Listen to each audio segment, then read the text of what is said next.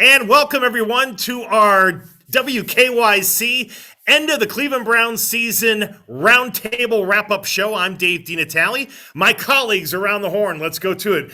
From our digital team, Ben Axelrod and also Tyler Carey. And you see him nights and weekends anchoring on 3 News, Nick Camino. Gentlemen, good to have all three of you with us. And Ben, I want to start with you because you took part today in General Manager Andrew Berry's end of the season press conference. What were your biggest takeaways, if you can take that much away from things that they say? But what did you take away most from Andrew Berry today? Yeah, I think as one might imagine, it was very Baker Mayfield intensive. Lots of questions about Baker Mayfield.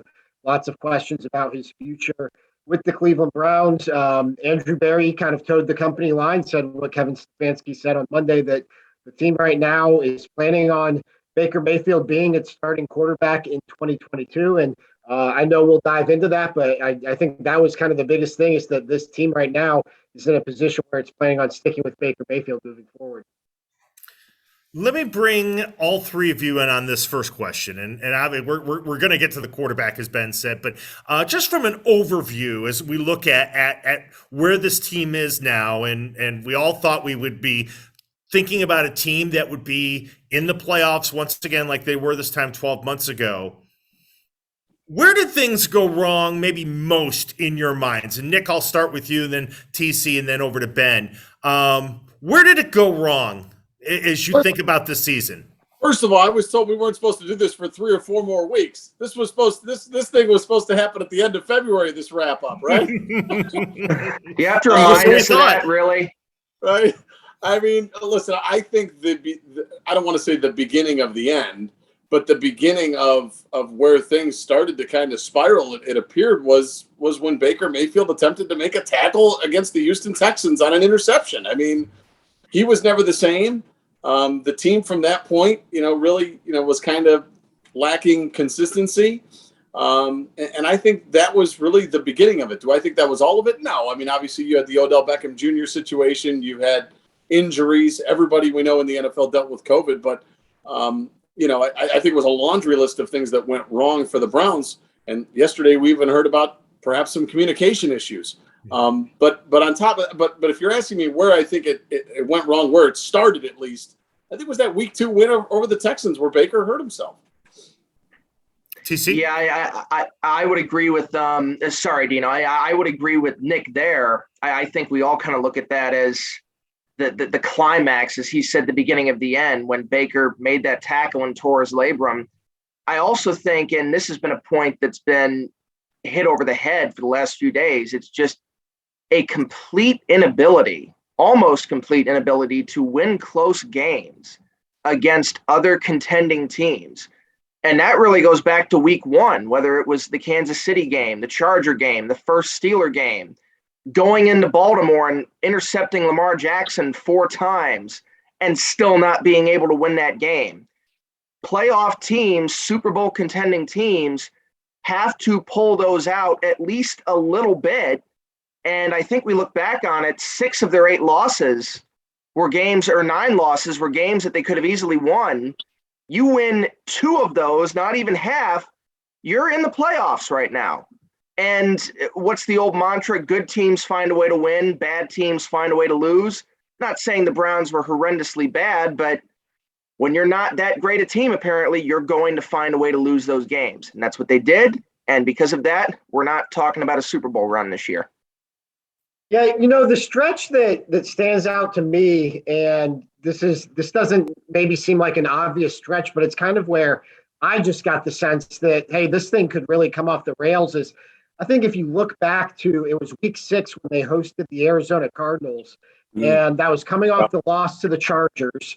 They were 3-2 though, and seemingly everything that they wanted still in front of them, a relatively easy stretch of the schedule coming up. Obviously, the Cardinals are good. The Cardinals are a playoff team, but the Browns were favored in that game. Cliff Kingsbury, the Cardinals head coach, was out for the game with COVID. For all intents and purposes, it was a game the Browns should have won.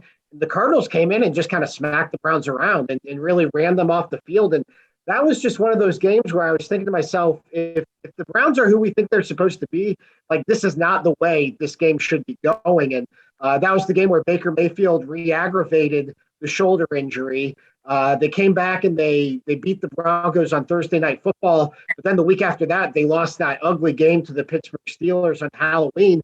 I don't think from that stretch on, they didn't win back-to-back games the rest of the season. So that was really just the stretch for me where, that first month, like, yeah, I mean, you lose a close one to the Chiefs, you lose a close one to the Chargers. Those are two good teams. And, I think they were pretty much winning the games they were supposed to and losing games that could have gone either way. But when they lost that game to the Cardinals, man, just something about this team really to me kind of fell off. And that was also where Baker's injury, really, I think took hold of the season. And that was really the Cardinals were the first team to kind of dare the Browns to throw. And the Browns couldn't take advantage. And that was a blueprint I thought we saw a lot of teams replicate throughout the rest of the season.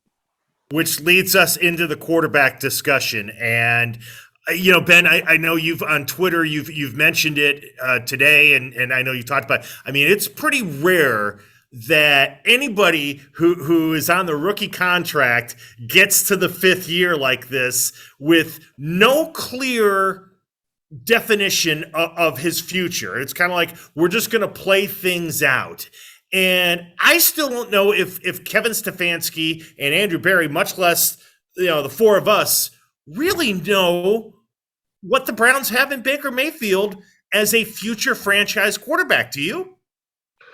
No, I don't think so. And that's, I mean, to your point, it seems like the one thing that we know for certain is there's not going to be an extension this offseason. And I don't think for the Browns an extension makes sense. And for Baker Mayfield, quite frankly, at this point, you'd kind of be buying low on your value as well. So, I mean, if Baker Mayfield is in Cleveland next season, it's going to be on the final year of his rookie contract, which, if my memory serves me correctly, I'll have to look this up. The only two times I can remember that happening was with Jameis Winston in Tampa and Marcus Mariota in Tennessee. And both of those guys played out their contracts and wound up walking elsewhere the following offseason. So, I mean, it's really kind of a unique situation. I think for as much as the Browns are publicly committing to Baker Mayfield right now, I don't think it benefits them, to do anything but that. Because one, if you are going to try to trade him or at least explore your options, you want to keep his value as high as it can possibly be.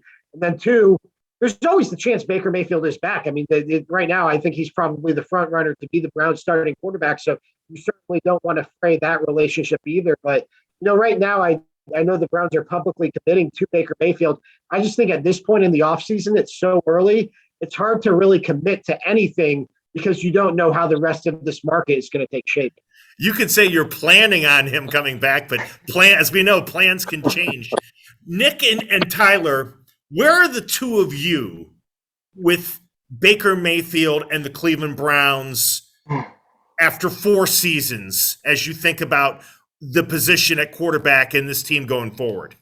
Well, Dino, thank you, Nick. Sorry. I've been accused of being a bit of a Baker homer this past year, partly because I thought early on some of the games that people were blaming on him were not his fault. Like the Charger loss, I thought it was ludicrous to blame that on him because he actually played very well.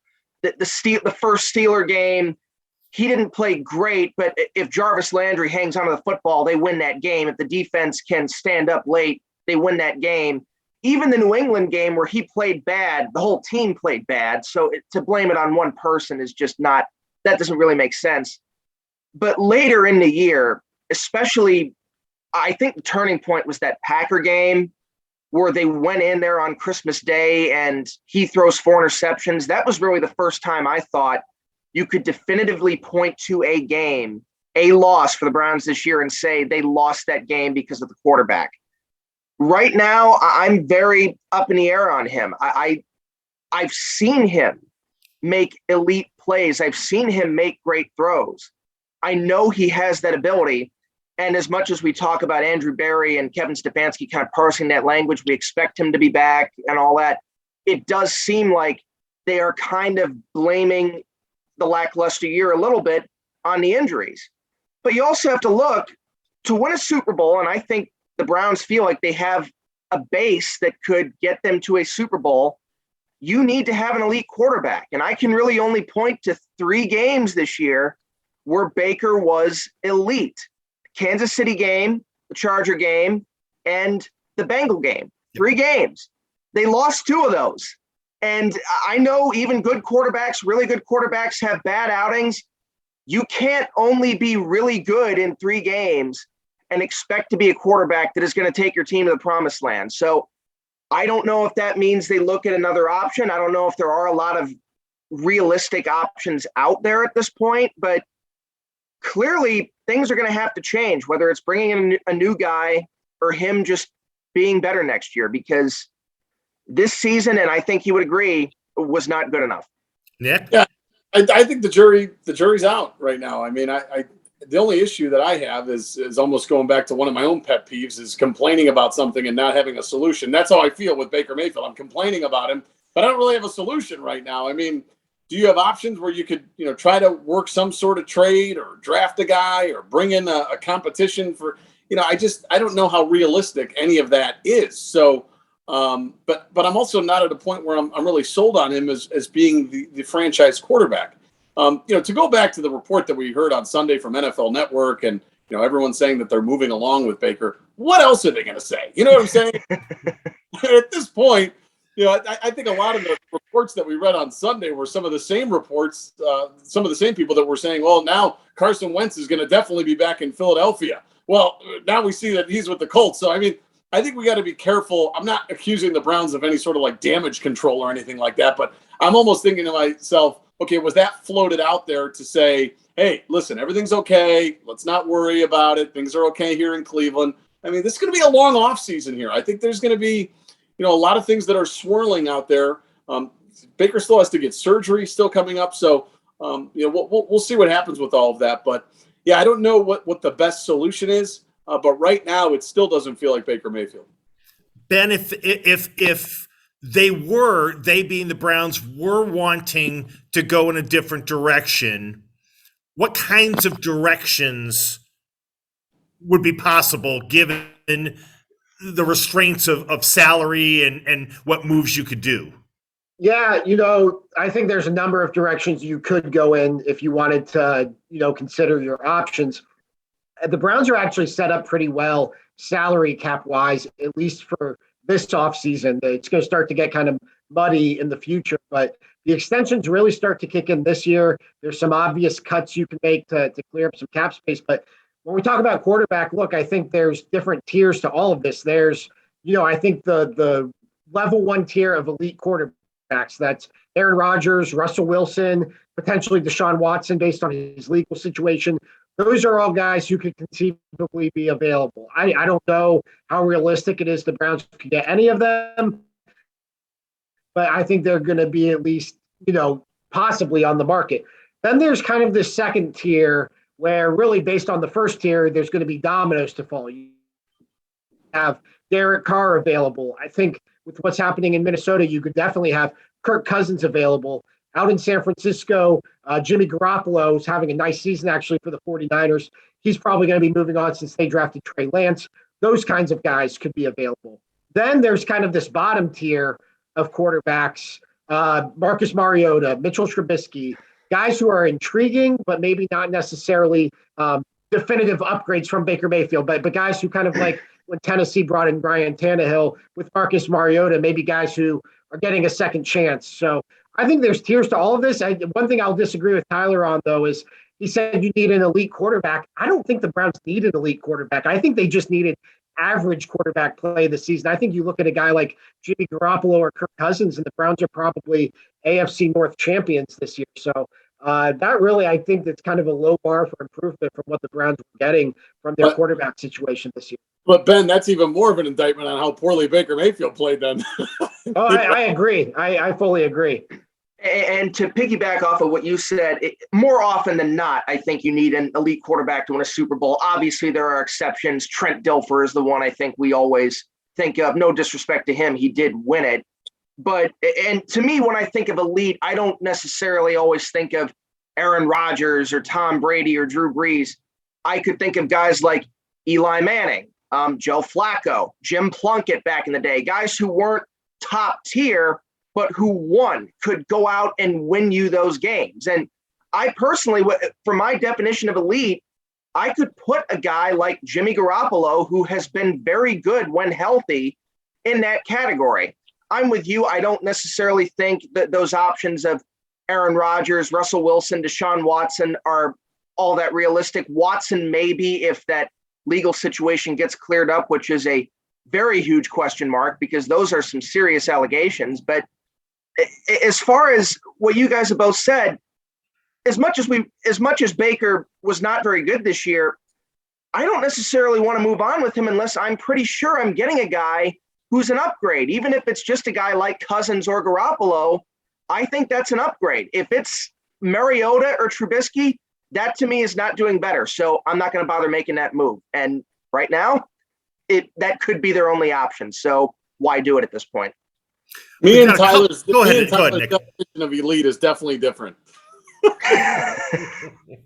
Look, there's elite and then there's Hall of Famer. Okay, there's maybe I'm wrong there. That's just my personal Good. thing. How about good? Can we say good? Hall of Very Good, as Dave DeNatale always says. Yes. Which is not the worst thing to be, but we'll discuss that later. Okay, we got a couple of minutes left. I want to do a couple lightning questions with you guys as it pertains to the Browns in the offseason. First things first, Kevin Stefanski, should he give up, not will he, because I don't think he will, should he give up play calling duties? I'll start with Nick Camino, yes or no? Yeah, I would be open to that. I think that's. Sometimes I feel like it's too much for a head coach to do all of that. So yeah, I would be open to that. It doesn't seem like he wants to give it up though. Yeah, Tyler Carey. I'm going to say yes, and at the very least, he's going to have to do a complete overhaul of that playbook. If he brings in somebody else, I don't know if that would be Alex Van Pelt calling the plays or bringing in a whole new coordinator in general. As everyone has said, there's only a few guys I think who are capable of calling plays, and Kevin Stefanski, and being the head coach, and Kevin Stefanski is still very, very new at this, and I think the track record this year isn't great. So I'm going to say yes. And Ben? I personally don't think so. I don't think play calling was an issue this year, really. I think guys were open. The quarterback just wasn't hitting them. Biggest priority as far as a guy who's currently on the Browns roster that they need to keep on the Browns roster, thinking about free agency and things like that, could be, or just, guys that they just need not get rid of. Could be anybody from Clowney, Landry, Njoku, Dearness Johnson. Ben, I'll start with you. Yeah, I'd like to see them keep Jadeveon Clowney. I thought that combination of him and Myles Garrett was really nice. I don't think they'll necessarily be in a position where they can outbid other teams for him, but I'd like to see them keep him. And as a bonus, though, I'd like to see that Denzel Ward extension get done sooner rather than later. Nick Camino. Yeah, Ben took the words out of my mouth. I was thinking Ward. I don't know how realistic Landry is. He may have already played his last game as a Cleveland Brown. Saying that, though, if we're going to address needs in this same question, you kind of need some help at wide receiver, though. So it might not hurt to try and bring him back. But he would be you'd have to owe him a lot of money, obviously. That's the problem. And TC. Yeah, I almost feel like they would almost be forced to bring Landry back, or they wouldn't have as many options at receiver. But I'm not sure that's realistic either. I like Jadeveon Clowney a lot. I think that could really fill that need and shore up that defensive line. He can be streaky at times, and that's why I think some, even me, have been not as bullish on him in the past, but he certainly came on at the end, and I know Myles Garrett likes him, and I think when you're a winning franchise, you try to, as the Browns want to be, you got to keep your star players happy. So maybe try to start those negotiations with Jadeveon Clowney and make Myles happy going into the offseason. And, I will not hold you guys to any of these predictions because it's way too early, but just for fun, just for the three of you and for us, will Baker Mayfield be the starting quarterback when the season starts in 2022 Nick Camino, you're smiling. I will let you have that first. It's a great question. It's the $1 million question right there. I think it's safer to answer yes, but nothing would surprise me. All right. Ben. I'm going to say no. I think to take this back to mine and Nick's Chalk Talk days, if you were going to do betting odds, I think that Baker Mayfield is the favorite to be the Browns starting quarterback, but I don't think that necessarily means Baker Mayfield being the Browns starting quarterback is the most realistic outcome. I think that if you were going to give me Baker Mayfield or the field, I would take the field. So I think it's going to be somebody from the field. Yeah, shame on me. I should have framed the question like that for you guys. Tyler, Carey, your thought. Oh, wow. I would not be shocked at all if he's back. I'm going to say no. And I will do you one better. I think the quarterback for the Browns in 2022 will be Jimmy Garoppolo. And I think they will see what they can do there. And the cap situation may be a little bit tricky, but I'll put my foot down there and we can the ground, baby. You call it. I like it. We can put this on Old Takes Exposed in the fall if I turn out to have egg on my face. But again, I won't be shocked at all if he's back. And if he comes back, of course, we'll be rooting for him. But I'll say week 1 next year, it's Jimmy Garoppolo. I like it. I love it. Well, these three guys covered the Browns so closely for us all year long. Ben Axelrod, Tyler Carey, and Nick Camino. Guys, thanks for taking a few minutes and joining us for a roundtable discussion on the Browns ending the season. We'll have plenty of coverage throughout this offseason at WKYC.com, and certainly Nick will be on the broadcast side of things with Jimmy Donovan on 3 News. So thanks, guys, for this, and we thank you all for watching our special Cleveland Browns end of the season roundtable right here on WKYC.com.